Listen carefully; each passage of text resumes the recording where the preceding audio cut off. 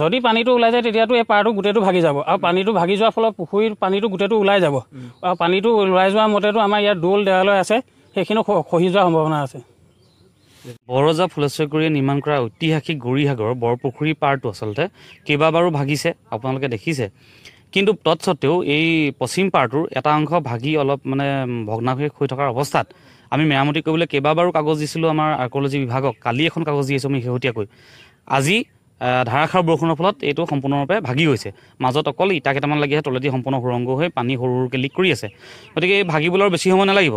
গতিকে ইমানবোৰ কাগজ দিয়াৰ পাছতো মই এটা কথাই ক'ম, পুৰাতত্ব বিভাগৰ চূড়ান্ত হেমাহি আচলতে এইটো চূড়ান্ত হেমাহিৰ কাৰণে আজি দেখোন এইটো হৈছে। যোৱা বছৰে এই বছৰটোত পানী দিছিলে, আমি তেতিয়াই কৈছিলোঁ যে আপোনালোকে এটা পুল বনাই দিয়ক, যিটো আগত এটা বনাই দিছে। কিন্তু যোৱা বছৰৰ পৰা আজিলৈকে এই বাৰিষাৰ সময়লৈকে তেখেতসকলে কিন্তু এটা পুল বনাবলৈ তেখেতসকলৰ সাহস নহ'ল।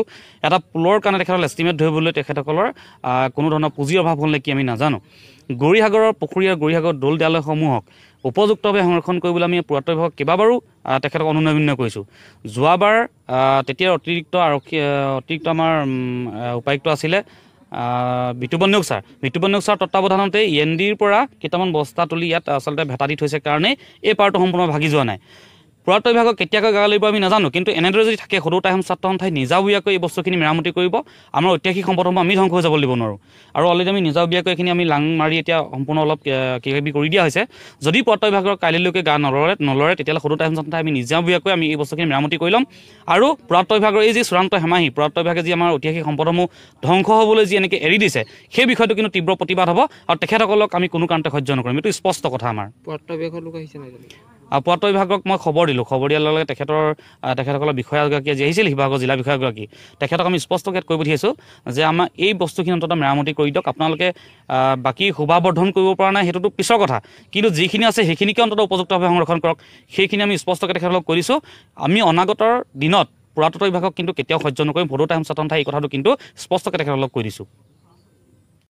গৌৰীসাগৰ পুখুৰী পাৰটো আজি ভগা আপোনাৰ এবছৰেই হৈ গ'ল, কিন্তু এতিয়ালৈকে পুৰাতত্ব বিভাগে একো আমাৰ ঠিক কৰি দিয়া নামত কোনো কাম কৰা নাই। আমি কালি সদৌ টাইম ছাত্ৰ সন্থাই আকৌ পুখুৰী পাৰটোত যিডোখৰ ভাগি গৈছে সেইডোখৰ বনাবৰ বাবে আমি আকৌ পুনৰ কাগজ দিছিলোঁগৈ, কিন্তু আজি এতিয়া কালি দিয়া বুলি নহয়, আমি আগতো দুবাৰ তিনিবাৰকৈ কাগজ দিছোঁ। তাৰ বিনিময়তো কিন্তু এই পশ্চিম ছাইডৰ যিডোখৰ ভাগি গৈছে সেই ভাগি যোৱাৰ সেইডোখৰ নিৰ্মাণ কৰা কোনো কাম লোৱা দেখা নাই। এতিয়া আজি ৰাতি বৰষুণৰ ফলত আমাৰ ৰাস্তাটো অকল দুচপামান ইটাৰ বাহিৰে সকলো ইটা ভাগি খহি গৈছে। তলত পাৰটো তলেদি ৰাস্তাটোৰ তলেদি ডাঙৰ এটা সুৰংগ হৈ যোৱা আমি দেখিবলৈ পাইছোঁ। তাৰ ফলতো কিন্তু পুৰাতত্ব বিভাগে ইয়াত কিবা ঠিক কৰি দিয়া কোনো কাম হাতত লৈ আমি দেখিবলৈ পোৱা নাই। এতিয়া কি দাবী জনাব? আমি সদৌ টাইম ছাত্ৰ সন্থাৰ পৰা এইটোৱে দাবী জনাম যে অতি শীঘ্ৰে পুৰাতত্ব বিভাগে আহি এই পুখুৰী পাৰটো আমাৰ ঠিক কৰি দিব লাগে। আমাৰ পুৰণা যিবোৰ সম্পদ আছে, যিবোৰ আমাৰ আৱেগ, যিবোৰ সম্পদ, এই বস্তুবোৰ আমাৰ যাতে সংৰক্ষণ কৰি ৰাখে, ইয়াত কোনো হেৰি হ'বলৈ নিদিয়ে, তাক সোনকালে ঠিক কৰি দিবৰ বাবে পুৰাতত্ব বিভাগক দাবী। প্ৰতি বছৰে মানে এইটো ভগা আপোনাৰ একেলগে দুটা ছাইড ভাগিছিলে। যোৱা বছৰে একেলগে দুইটা ছাইড ভাগিছিলে, সেইটো ছাইডটো ঠিক কৰা হ'ল, কিন্তু ইয়াত সাধাৰণ মাটিৰ বস্তা কেইটামান দি সোপা লগাই থৈ দিয়া হ'ল দেখা গ'ল। আমি যদি পানীটো ওলাই যায় তেতিয়া কি হ'ব? যদি পানীটো ওলাই যায় তেতিয়াতো এই পাৰটো গোটেইটো ভাগি যাব আৰু পানীটো ভাগি যোৱাৰ ফলত পুখুৰীৰ পানীটো গোটেইটো ওলাই যাব আৰু পানীটো ওলাই যোৱাৰ মতেতো আমাৰ ইয়াত দৌল দেৱালয় আছে, সেইখিনি খহি যোৱাৰ সম্ভাৱনা আছে।